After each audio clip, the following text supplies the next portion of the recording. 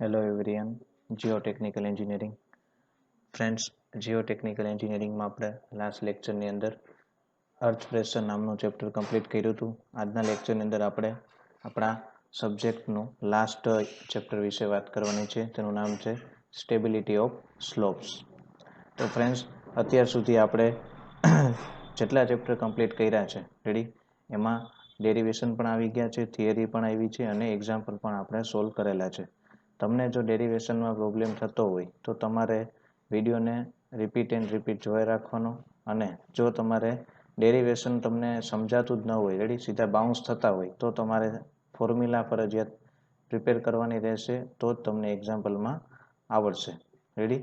અને થિયરી તો એનો કંઈ બીજો કંઈ નથી કે થિયરી તો તમારે વાંચવાની જ રહેશે. જો તમને કોઈ પણ પ્રકારનો કંઈ ડાઉટ હોય તો તમે મારો કોન્ટેક્ટ કરી શકો છો. તો ચાલો આપણે શરૂઆત કરીએ. આજના લેક્ચરનો આપણો ફર્સ્ટ ટોપિક છે infinite and finite slopes. The earth slopes may be of two types, infinite slope and finite slope. Earth સ્લોપના બે પ્રકાર છે, ઇન્ફાઇનાઇટ સ્લોપ અને ફાઇનાઇટ સ્લોપ. આપણે મેથ્સની અંદર ઇન્ફિનિટિવ નામનો શબ્દ આવી ગયો છે, રેડી. તો એના ઉપરથી આપણે ઇન્ફાઇનાઇટ સ્લોપનું પણ એના જેવું જ છે, બટ આપણે આ રિલેટેડ છે ને હશે તો કે સોઇલને, રેડી. ત્યાં આપણે મેથ્સની અંદર છે ને રિલેટેડ હોય તો કે આપણે જે ન્યુમેરિકલ્સ હશે એને. If a soil represents the boundary surface of a semi-infinite soil, mass inclined to the horizontal and the soil properties for all identical depth below the surface are constant, it is called an infinite slope. તો કે જે સોઇલનો જે boundary surface જે આપણે કરેલી હોય, ready, કે જે સ્લોપ છે, આપણે કોઈ પણનો સ્લોપ પ્રોવાઈડ કરેલો હશે, ઢાળ, રેડી, તો જેની બાઉન્ડ્રી સરફેસ છે એ સેમી ઇન્ફાઇનાઇટ સોઇલને હશે, અને ત્યાં કેવું તો કે incline to the horizontal soil properties ઉપર લાગતું હોય, તો એની જે ઊંડાઈ છે, રેડી, ડેપ્થ છે, એ કેવી હશે, સરફેસ ઉપર કોન્સ્ટન્ટ જો રહેતી હોય, રેડી, જેની ઊંડાઈ ડેપ્થ છે, આઈડેન્ટિકલ ડેપ્થ છે, એ બધી સોઇલ પ્રોપર્ટીઝ માટે કેવી રહે, તો કે કોન્સ્ટન્ટ રહેતી હોય, તો એને શું કહેવાય, તો કે ઇન્ફાઇનાઇટ સ્લોપ કહેવામાં આવે છે. Slopes extending to identify do not exist in nature. However, in practice, if the height of the slope is very large, it may be considered as infinite slope. જો આપણને એક શોર્ટ ટ્રીક આપેલી છે કે infinite સ્લોપને આપણે યાદ રાખવા માટે શું જરૂરી છે, તો કે જો જે સ્લોપ હશે, સ્લોપ એટલે ખબર પડે ને કે ઢાળ કહેવાય, તો એ સ્લોપ છે એની ઊંચાઈ, હાઇટ જો વધારે પડતી હશે, વેરી લાર્જ હશે, તો એને શું કહેવાય, તો કે ઇન્ફાઇનાઇટ સ્લોપ તરીકે ઓળખવામાં આવે છે.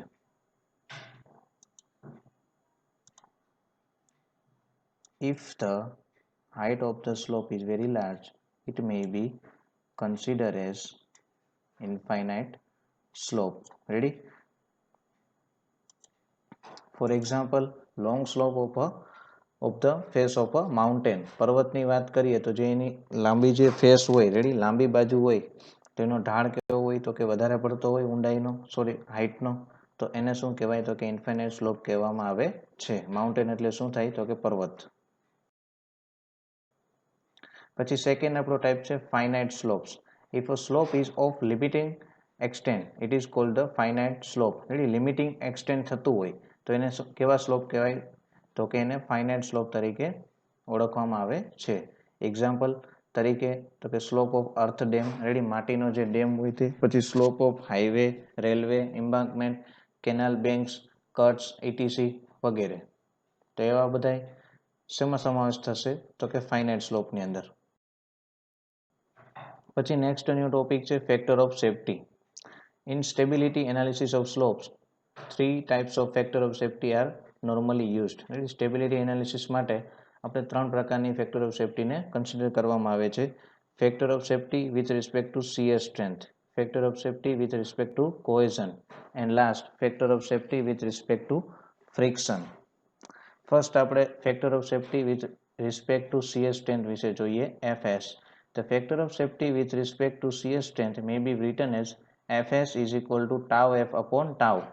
ઇક્વેશન ખાસ યાદ રાખવાનું, શું ઇક્વેશન છે, capital Fs is equal to tau F upon tau, where Fs is equal to factor of safety with respect to shear strength, tau F is equal to maximum shear strength available. જે D2D આપણા friend હશે, ready, diploma two degree કરેલા હશે, એને ખબર હશે કે tau જ્યાં આવે તો એ શું ડિનોટ કરશે, તો કે શિયર સ્ટ્રેન્થ કરે. આ તમારે અત્યારે હાલમાં મોસની અંદર પણ આવતું હશે, મટીરિયલ ઓફ સ્ટ્રેન્થ. ટાઉ શું ડિનોટ કરશે, તો કે શિયર સ્ટ્રેન્થ, રેડી. ત્યાં તમારે શિયર ફોર્સના રેફરન્સની અંદર યુઝ થતું હશે. અહીંયા આપણે સ્ટ્રેન્થ લેવાની રહે. પછી એમાં નેક્સ્ટ ટાઉ એટલે શું, તો કે mobilise shear strength equal to applied shear strength. Mobilise shear strength એટલે શું થાય, કે જે આપણે એપ્લાઇડ શિયર સ્ટ્રેન્થ કરી હોય એના ઇક્વલ હોય છે, એટલે એના બરાબર હોય છે. Tau F is equal to C plus sigma 10 phi and tau is equal to cm plus sigma 10 phi m. પછી second factor of safety with respect to cohesion FC. The factor of safety with respect to cohesion is the ratio of the available cohesion and the mobilized cohesion. Factor of safety આપણે with respect to cohesion ની અંદર શું, તો કે ratio લેવાનો આવે છે. શેની વચ્ચે, તો કે અવેલેબલ જે કોહેઝન હોય તે, એટલે કે સી એન્ડ મોબિલાઇઝ કોહેઝન. તો એનું ઇક્વેશન શું બનશે, FC is equal to C upon CM, where FC is equal to factor of safety with respect to cohesion, C is equal to શું થશે, available cohesion, and CM is equal to mobilized cohesion. Last third છે factor of safety with respect to friction, F5. The factor of safety with respect to friction is the ratio of the available friction strength to the mobilized friction strength. Ready. Word તમે પકડી લેશો તો એના ઉપરથી પણ તમને idea મળી જાય. રેડી. કોહેઝન હોય તો કોહેઝનમાં શેનો આપણે રેશિયો લેવાનો, તો કે available cohesion and mobilise cohesion. તો ફ્રિક્શનની વાત આવશે તો શું આવે, તો કે available friction strength to the mobilise friction strength. એટલે કે એના નામ ઉપરથી પણ આપણે એને ડિટરમાઇન કરી શકીએ છીએ. Capital F5 is equal to sigma 10 phi upon sigma 10 phi m. તો સિગ્મા સિગ્મા આપણે કેન્સલ કરીએ, સિગ્માને આપણે શું કરવાનું, તો કે કેન્સલ કરીએ તો શું થાય, is equal to 10 phi upon 10 phi m, where capital F5 is equal to factor of safety with respect to friction, phi is equal to angle of shearing resistance, and phi m is equal to mobilized angle of shearing resistance. પછી next new topic છે types of slope failure. Slope failure થવાના આપણે જે થાય છે એના પ્રકારો, તો કે કેટલી રીતે આપણે સ્લોપ ફેલિયર થાય છે. તો common types of failures are rotational failure, translational failure, compound failure, wedge failure and miscellaneous failure. એમાં ફર્સ્ટ આપણે વાત કરીએ રોટેશનલ ફેલિયરની. This type of failure occurs by rotation along a slip surface by downward and outward movement of the soil mass. આ પ્રકારના ફેલિયરમાં કેવી રીતે થાય છે, કે રોટેશન એટલે શું થાય, તો કે ફરવું થાય છે. રેડી. રોટેશન એટલે શું થાય, તો કે ફરવું. તો એ જે સ્લીપ સરફેસ હોય ત્યાં આપણે નીચેની ડાયરેક્શનમાં અથવા તો ઉપરની ડાયરેક્શનમાં જે મૂવમેન્ટ થાય છે સોઇલ માસની, એવા પ્રકારના ફેલિયરને શું કહેવાય, રોટેશનલ ફેલિયર તરીકે ઓળખવામાં આવે છે. The slip surface is generally circular for homogeneous soil. Homogeneous soil હશે તો એના માટે સ્લીપ સરફેસ કેવી હશે, તો કે જનરલી ગોળાકાર હોય છે. condition and non-circular in case of non-homogeneous condition. Non-circular ક્યારે હશે, તો કે non-homogeneous condition હશે સોઇલની, ત્યારે એ પ્રકારનું આપણે સ્લીપ સરફેસ વપરાય છે. પછી આપણે રોટેશનલ ફેલિયરની ફિગર આપેલી છે કે ટોય ફેલિયર થતું હોય તો કે રીતે હોય, તો કે આખા એની લેન્થમાં કર્વ થાય છે. પછી ફેસ ફેલિયર હોય તો ખાલી હાફ ભાગમાં થાય છે, અને બેઝ ફેલિયર હોય તો એના નીચેના તળિયે જોવા મળે છે, એટલે કે એના બેઝ ઉપર. ટોય ફેલિયર હોય તો ટો એટલે શું થાય, તો કે એનો ટો ભાગ થશે. તો અહીંથી આ રીતે આ ડાયરેક્શનમાં જોવા મળે છે ફેલિયર. જ્યારે ફેસ ફેલિયર ક્યારે કહેવાય, તો કે જે એની ફેસ ઉપર જો દેખાય કર્વ તો એને ફેસ ફેલિયર. અને બેઝ ફેલિયર એટલે એના બેઝ ઉપર જે હોય નીચે. બેઝ ક્યાં હોવાનું, હંમેશા નીચે જ હોય છે. Rotational failure further are divided into 3 types. Rotational ફેલિયરને બીજા કેટલાક 3 પ્રકારમાં પણ એને ડિવાઇડ કરવામાં આવે છે. toy failure, phase failure and base failure, in which the failure occurs along the surface that passing through the toe. એટલે કે જે ટો માંથી જે પસાર થતી હોય લાઈન, કર્વ જે પસાર થાય છે તો એને કહેવાય toy failure. In which at in which the failure occurs along the surface that intersect the slope above the top. Ready કે એવા પ્રકારનું ફેલિયર કે જે અલોંગ ધ સરફેસ હોય અને જે ઉપરનું જે ટોય હોય છે એને ઇન્ટરસેક્ટ થતું હોય, રેડી એટલે એને ક્યાંક ટચ થતું હોય, તો એવા ફેલિયરને કહેવાય face failure. And last base failure in which the failure surface passes below the toe. એટલે ત્રણેયની અંદર આપણે શેનું યાદ રાખવાનું, તો કે ટો આપણે મગજમાં એક વર્ડ આપણે ફિક્સ કરી લેવાનો કે ટો ફેલિયર કોને કહેવાય, તો કે જે ટોમાંથી પસાર થતું હોય, રેડી જે સરફેસમાં ટચ થતી જે હોય પસાર થતું હોય એને કહેવાય ટોય ફેલિયર. પછી ટોયને ખાલી ઇન્ટરસેક્ટ થતું હોય તો એને કહેવાય ફેસ ફેલિયર. અને ટોની નીચેની બાજુ જો સરફેસ પાસે થતી હોય તો એને કહેવાય બેઝ ફેલિયર. The second છે translation failure. In case of infinite slopes, the soil properties are uniform at the same depth below the free surface. Infinite સ્લોપની અંદર જે સોઇલ પ્રોપર્ટીઝ આવેલી હોય છે એ એક સરખી હોય અને એક સરખી ઊંડાઈ આવેલી હોય, ક્યાં, તો કે બિલો ધી ફ્રી સરફેસ. નીચે આપણે ટ્રાન્સલેશનલ ફેલિયરની ફિગર આપેલી છે. Translational failure occurs in an infinite slope along a long failure surface parallel to the slope. A translational failure છે એ આપણે જનરલી શેમાં જોવા મળે છે, ઇનફાઇનાઇટ સ્લોપની અંદર. અને એ કેવું હોય છે, તો કે લોંગ ફેલિયર થાય છે એની સરફેસ ઉપર પેરેલલ હોય છે એ ટુ ધી સ્લોપને. પછી લાસ્ટ છે compound failure. A compound failure is a combination of the rotational slips and the translational slip. Slip અને ફેલિયર એ બંને સેમ છે, રેડી એટલે કમ્પાઉન્ડની અંદર શું થાય, તો કે બંનેનું કોમ્બિનેશન હોય છે. પછી લાસ્ટ આપણે કમ્પાઉન્ડ ફેલિયરની ફિગર આપેલી છે, તેમાં બંનેનું શું હોય છે, તો કે કોમ્બિનેશન થતું હોય છે. પછી એક આપણે નેક્સ્ટ છે wedge failure. A failure along an incline plane is known as wedge failure. Failure along incline પ્લેનને હોય એટલે કે ત્રાંસ પ્લેનને જો મળતું હોય ફેલિયર તો એને કહેવાય veg failure. It is also known as plane failure or block failure, ready. અને બીજા કયા નામે ઓળખવામાં આવે છે, તો કે plane failure end block failure. નીચે આપણે વેજ ફેલિયરની ફિગર આપેલી છે. એક પોર્શન એમાં જે લાઇન છે ઇન્ક્લાઇન એને પ્લેન સરફેસ કીધેલું છે. પછી વેજ છે અને પ્લેન ઓફ વીકનેસ ઇન્ટરફેસ થઈ છે. આ જે છે પોઈન્ટ એ. અહીંયા શું થાય છે, પ્લેન ઓફ વીકનેસ થતું જોવા મળે છે. આ જે સપાટી છે એને કેવું કહેવાય, પ્લેન સરફેસ. ફિગર શેની છે, તો કે વેજ ફેલિયરને. પછી લાસ્ટ છે miscellaneous failure. In addition to the above types of failure, some complex type of failure in the form of spreads, flows may also occur. એટલે કે આપણે અન્ય કોઈ પણ કહીએ તો જે ઉપરના જે જોયા હતા આપણે, રેડી એમાં કોઈ પણ વધારાનું જો કોમ્પ્લેક્સ ટાઈપનું હોય, દાખલા તરીકે સ્પ્રેડ છે, ફ્લોઝ છે, મે ઓલ્સો અકર. પછી નેક્સ્ટ ન્યૂ ટોપિક છે stability of infinite slope of cohesionless soil. Stability check આપણે શેના માટે કરવાની છે, તો કે ઇન્ફાઇનાઇટ સ્લોપ હોય અને કોઝનલેસ સોઇલ માટે. તો નેક્સ્ટ સ્લાઇડમાં આપણે એની ફિગર જોઈશું. In figure OA is the Mohr Coulomb strength envelope for a cohesionless soil defined by the equation. એટલે tau F is equal to sigma tan phi. તો ટાઉ એફ બરાબર શું થાય, તો કે C plus sigma tan phi but for cohesionless soil માટે.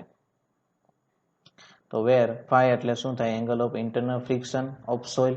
C is equal to આપણે જે બાજુમાં જે ઇક્વેશન આપેલું છે હું આની વાત કરું તો એના માટે સી બરાબર શું થાય, કોઝનલેસ છે, રેડી. આ ઇક્વેશનની આપણે વાત કરીએ કે tau F is equal to sigma into tan phi. તો where phi is equal to શું થાય, angle of internal friction of soil. જ્યારે tau F is equal to C plus sigma tan phi છે, કોઝનલેસ છે, તો C બરાબર શું હોય, 0 હોય. તો અહીંયા આ ઇક્વેશનમાં 0 મૂકવું તો 0 લખું કે ન લખું, કંઈ ફેર પડશે તો કે નહીં. એનો સરવાળો થાય તો એ પણ કંઈ વેલ્યુમાં કંઈ ચેન્જીસ જોવા મળે છે તો કે નહીં. તો કે tau F is equal to sigma into tan phi આવશે. પછી next point, OB represents the focus of the strength components sigma and tau acting on the critical surface CD for various value of z for a given slope I. Both sigma and tau vary with z but their ratio.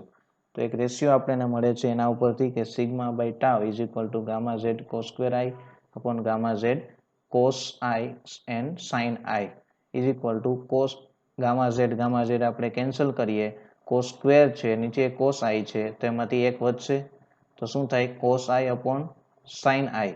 Suppose કે આપણે તમે મેથ્સની અંદર જો ભણી ગયા હોય તો મેથ્સમાં આવતું હોય કે cos theta upon sine theta is equal to શું થાય? કોટ થીટા થાય. તો અહીંયા આપણે થીટા નથી, આઈ છે. સપોઝ શું થાય તો કે cos I upon sine I, તો શું મળશે આપણને? કોટ આઈ. સમજે છે કેવી રીતે કોટ આઈ એવું છે? આ તમારે મેથ્સ તમારું સારું હોય તો તમને ઇઝીલી સમજાઈ જાય.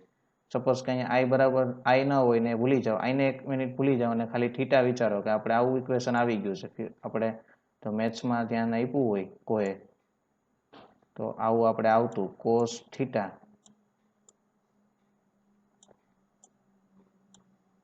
અપોન સાઇન થીટા આવું આવતું. તો એના બરાબર આપણે શું લેતા તો કે કોટ આવતું, કોટ થીટા.